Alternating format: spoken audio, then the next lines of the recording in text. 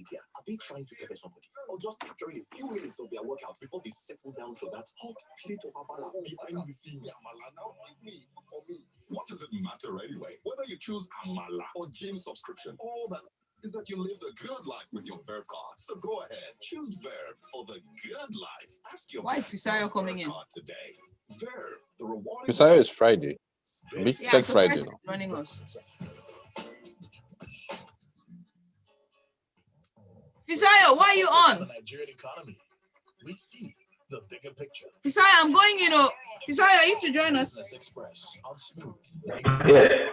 Oh, you are? Express. Brought to you. All right. Ruth calls me too. Okay, so you're joining. I didn't even get that message. Okay, all right, cool. Well, we're going in.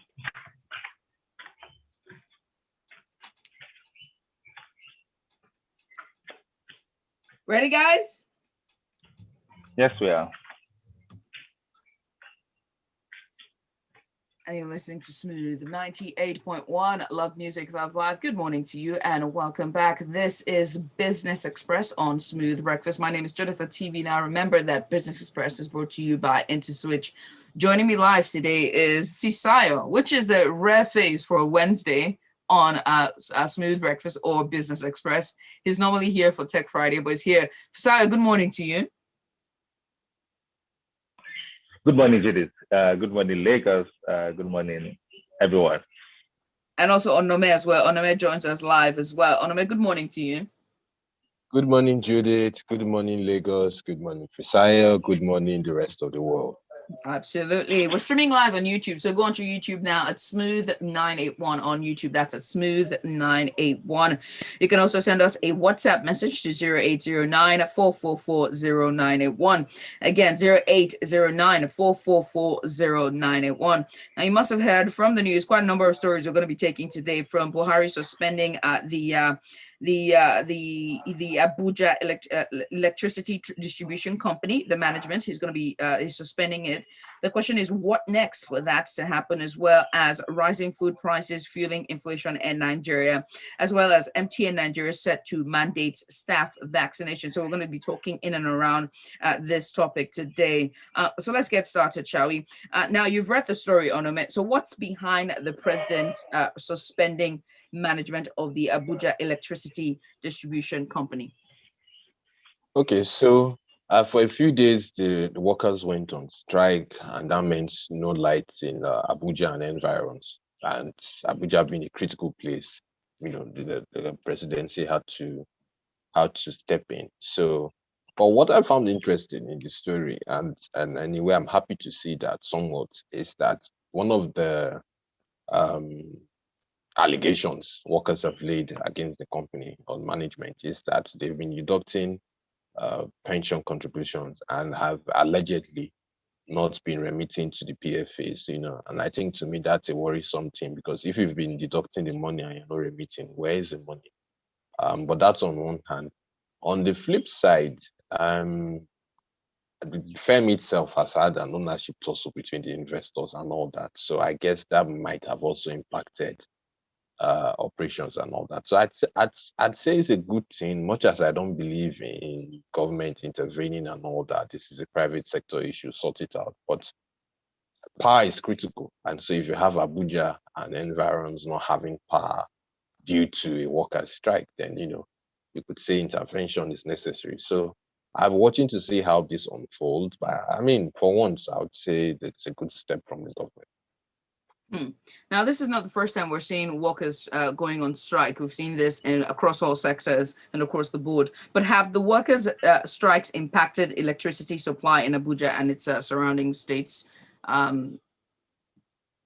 mean, definitely. I mean, you can argue that, power in some areas, strike or no strike, regardless of what happened, would have been poor anyways before the industrial issue. But it definitely impacts. And and the thing about this is, whether we like it or not, we are in a somewhat sensitive environment these days, more so. So whatever would impact power and livelihoods and all that, especially in Abuja being, the seat of power, then it's key that the government gets into what's happening, try to sort things out. I feel that things could have been sorted out. It didn't have to be so abrupt a manner, just removing management, but I mean, it happens really. So yes, the issue has affected power, and the annoying thing about it is I don't think a notice was given, because in as much as you have a workers' strike, I mean, power is an essential commodity. It's almost a human right in some places. So you just can't randomly switch off power because you're having issues with management and let people suffer and all that. So I think it could have been sorted out better, but hopefully things go back to normal in good time. So speaking about things going back to normal in good time, what's the latest in power distribution in Nigeria? Is the government still grappling with, distributing prepaid meters? That seems to be the issue this day. Fisayo, do you want to take that?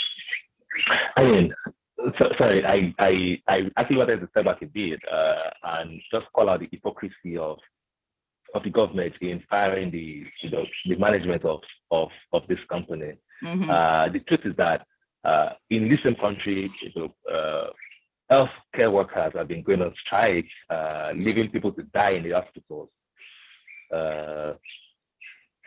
Hello, can you hear me? Yes, loud and clear. We can hear you. Yes. Okay. So, leaving people to die in the hospitals.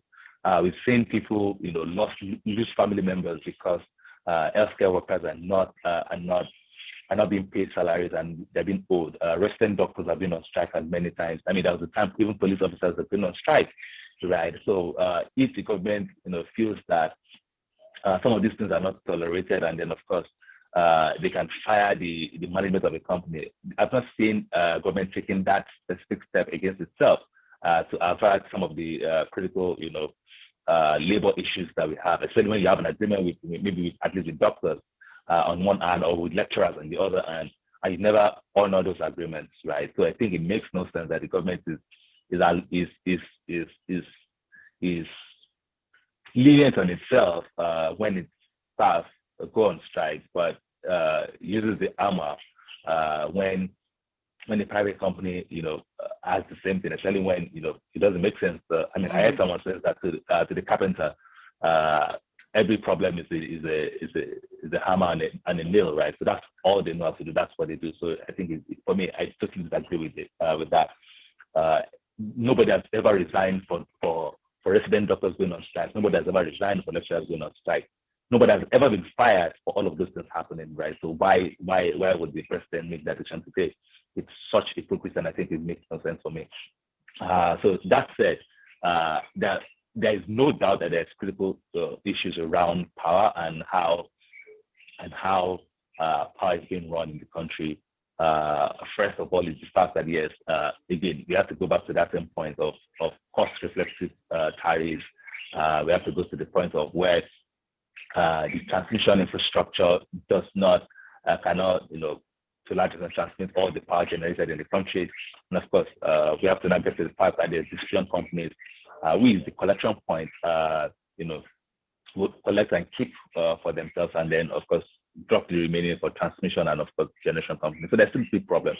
But of course, as much as there's a structural problem, there's also collection problems. So that's what we talked about, what's it called?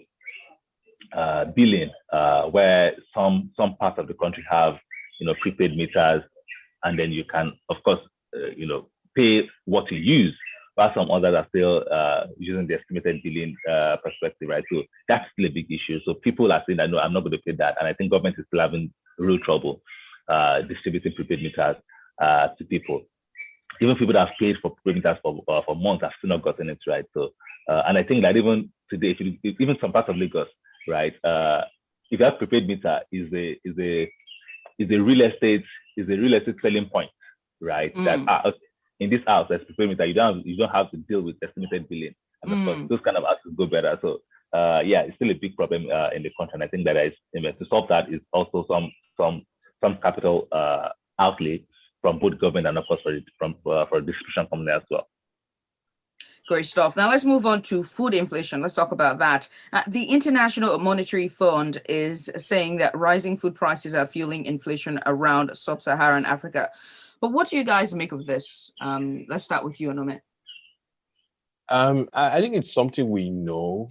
And for me, fortunately or unfortunately, depending on how you look at it, for domestic food producers and companies in that space in Nigeria, for some of them, it's been a good year from pandemic starting to date. But what we need to do, I'm yet to see the government actually put these things into place. For some things, we need to say, hey, we can't produce these food items.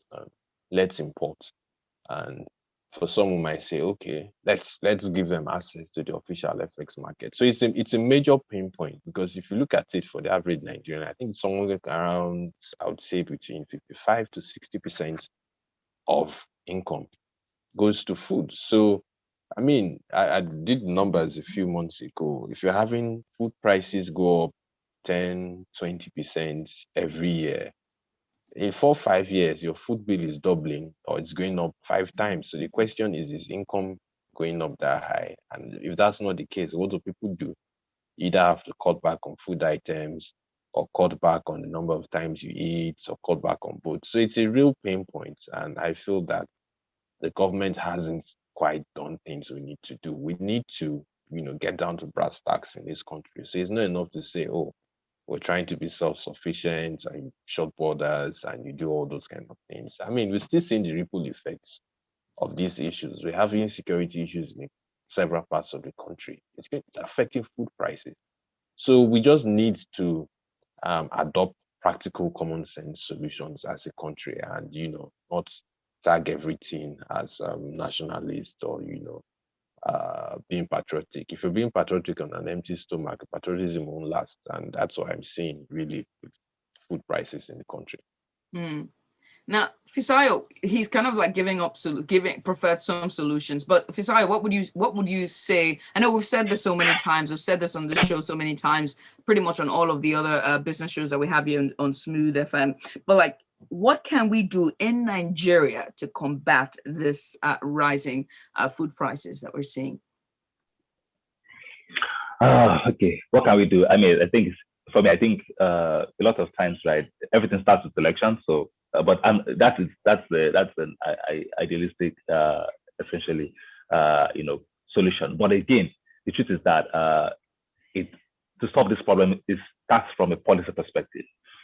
Right, and of course, from a government decision, to want to really tackle the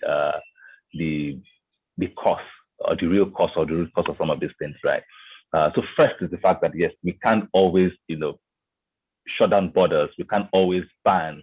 We can't always, close borders to neighbors because we think that there is some importation problem. We can't always ban and have only one company import some food items because they are close to the president. No, you can't always have that. That's totally irresponsible. It shouldn't happen, right? Again, and of course, the country has to decide: are you a capitalist country or you're a socialist country, or you're a mix of both, or you're confused about where you are, right?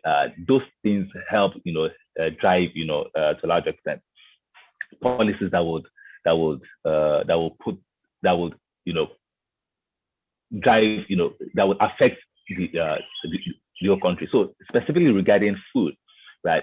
Few things are important, right? First is that farmers and herders need to solve their problem. I mean, the problem between farmers and herders is to be solved because this inflation is not demand pull. It's not because people have so much money and so much money chasing too few goods. That's why the prices are going up. No, it's because production is too little, right? Production is too little. So it means that people don't have money, but of course, farmers are not producing as much again.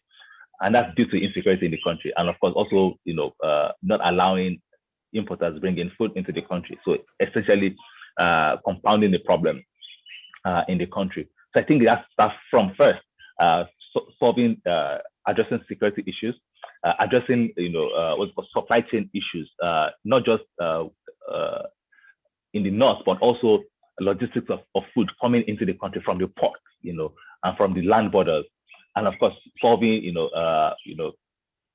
security issues even within the country that ensures that yes, people can to a large extent move food items across board, and then dealing with unemployment that ensures that yes, we will have enough capital, enough cash to be able to buy some of these things. I think those are the three core issues: solving security issues, not shutting down borders, and then of course supply chain issues across the country. All right, so Christmas is around the corner. Is there a chance that this food prices might even skyrocket come Christmas? I mean, it's already up. It's already up. So for anyone who was planning against Christmas, I think it's a bit too late to make any form of cost savings. Fisayo is over there laughing his head off. One will just have to chest the prices already. I mean, but it's a known fact. Like for some people, do your shopping Q3 because I mean Q4 you see prices going up maybe it's a Nigerian thing. People like to shop till the last minute. Maybe some due to a busy schedule, maybe some due to the money coming in last minute. But last minute shopping is expensive, and in the festive season, it's even more expensive. All right, Fisayo, you. Yeah, I mean, yeah, it's what it is, right? If you're trying to buy chicken now, you're on your own. I mean, I bought my chicken from October.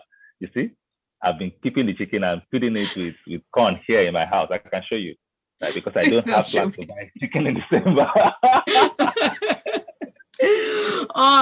Thank you so much, guys. We have messages here as we leave the studio. This is Iniobong, and it goes, good morning. On the strike, yes, some employers deduct, yet they do not remit pensions. This is my plight today. PEMCOM should look into the practice. The suspension of the management is great.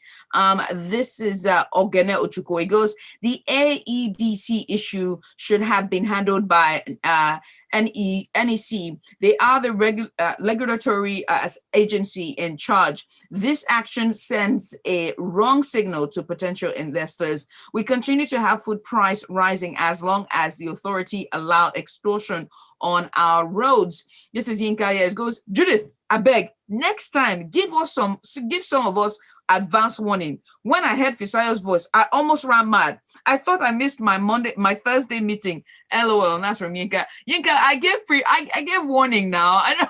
I did. And then it goes on to say, I think on food inflation, we need price control agency equipped with the power to jail defaulters on spot. Defaulters, including landlords and food sellers, especially yam sellers and middlemen that don't own a single parcel of farmland, but keep fixing food prices. We are talking inflation. Sure, school fees is loading. And that's from Yinka there. Guys, thank you so much for coming. And Fisayo and Onome, thank you so much, guys.